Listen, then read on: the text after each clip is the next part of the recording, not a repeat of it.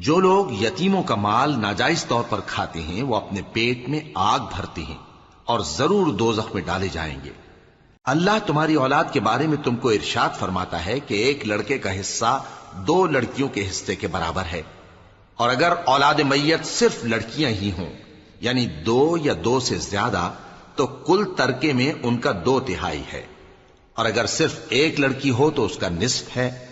اور میت کے ماں باپ کا یعنی دونوں میں سے ہر ایک کا ترکے میں 6واں حصہ ہے، بشرطے کہ میت کی اولاد ہو۔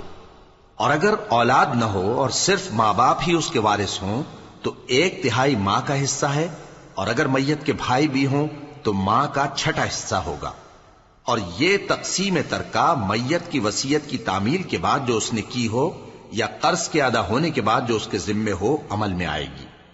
تم کو معلوم نہیں کہ تمہارے باپ دادوں اور بیٹوں اور پوتوں میں سے فائدے کے لحاظ